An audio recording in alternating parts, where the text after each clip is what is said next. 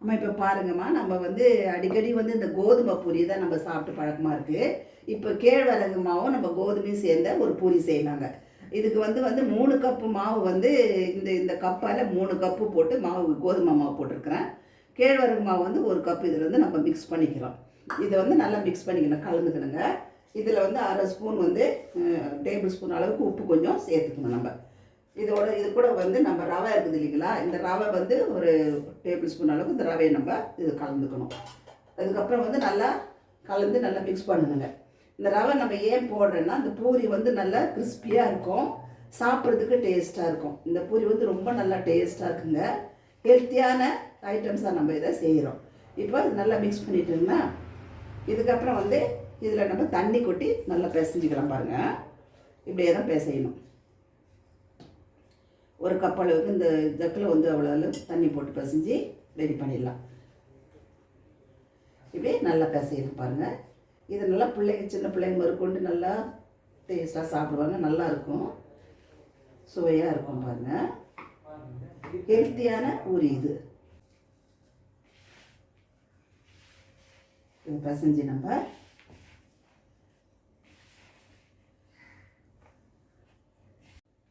இப்போ நம்ம மாவை பிசைஞ்சு வச்சுருக்கோம் பாருங்கள். நல்லா பிசைஞ்சிட்டுன்னா நல்லா சாஃப்டாக பிசைஞ்சு வச்சுருக்கோம் பாருங்கள். இந்த பாருங்கள், இப்படி வந்து நம்ம இந்த எப்படி நல்லா இருக்குதுன்னு பார்க்குறது, இந்த கை வச்சு பார்த்தோன்னா நல்லா டீப்பாக உள்ளே போகுது பாருங்கள். இதுதான் வந்து நம்ம போதுமான அளவுக்கு பிசைஞ்சு ரெடி பண்ணி இதை ஒரு 1 ஹவருக்கு நம்ம ஊற வச்சிடலாம். இதை மூடி போட்டு இது ஒரு பக்கமாக அப்படியே தள்ளிடலாம். இப்போ நான் செய்ய போகிறது எப்படின்னு கேட்டேன்னாங்க, உருளைக்கிழங்கு மசாலா பொரிக்காக செய்ய போகுது சைட் டிஷ்ஷு.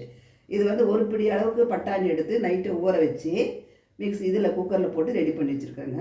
இது 3 உருளைக்கிழங்கு நல்லா வேக வச்சு எடுத்து வச்சுருக்கேன் பாருங்கள். இது நல்லா நம்ம கையிலே நல்லா இப்படி மசீல் பண்ணிக்கலாம். இப்படி பிசைஞ்சு இதை மசீல் பண்ணிக்கலாம். நல்லா ஸ்மாஷ் பண்ணி இது போட்ட மாதிரி ஆக்கி வச்சுக்கலாம் பாருங்கள். இதுக்கு தேவையான அளவுக்கு 3 பெரிய வெங்காயம் கட் பண்ணி பொடிசாக அரிஞ்சு வச்சுருக்கிறேன். கருவேப்பிலை இருக்குது, புதினா, கொத்தமல்லி இருக்குங்க. 4 பச்சை மிளகாய் வந்து பொடிஸ் பண்ணி வச்சுருக்குறேங்க. இது வந்து உருளைக்கிழங்கு மசாலாக்கு ரெடி ஆகிடுச்சு. இப்போ நம்ம செய்ய போகிறோம்.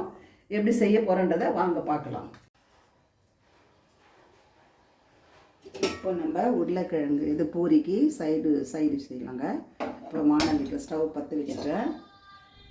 வானல் வச்சுட்டுங்க. வானல் சூடான பிறகு 2 ஸ்பூனு எண்ணெய் விட்டுக்கிறேங்க. எண்ணெய் நல்லா காயட்டும். காய்ஞ்ச உடனே அரிஞ்சு வச்ச வெங்காயத்தை போட்டுக்கிறேன்.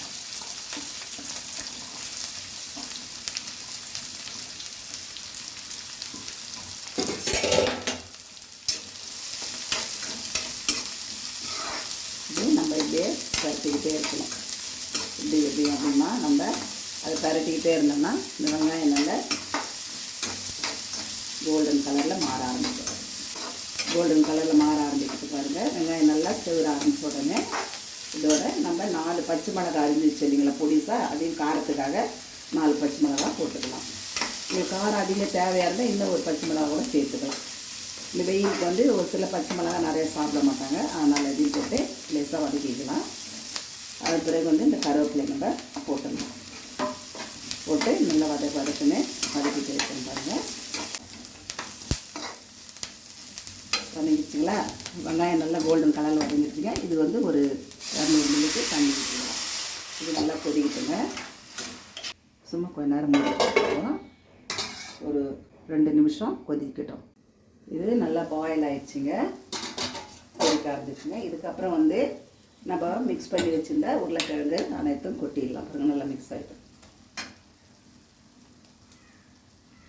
இதோட நல்லா மிக்ஸ் பண்ணிக்கிட்டே இருக்கலாம் பாருங்கள். நல்லா கலந்துக்கலாம்.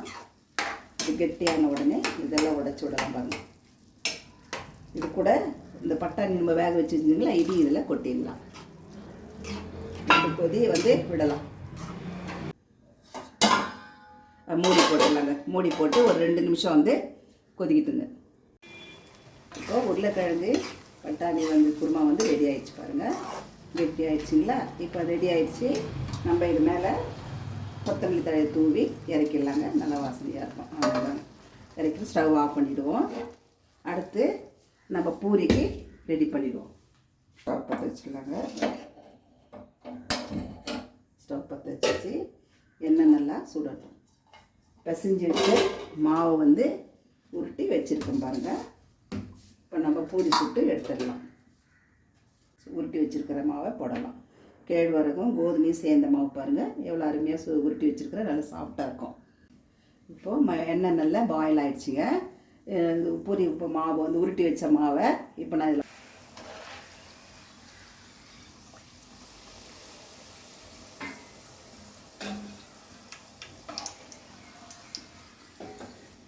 இதே மாதிரி நீங்களும் இது கேழ்வரகு கோதுமை மாவில் பூரியும் உருளைக்கிழங்கு மசாலா செஞ்சு பாருங்கள்.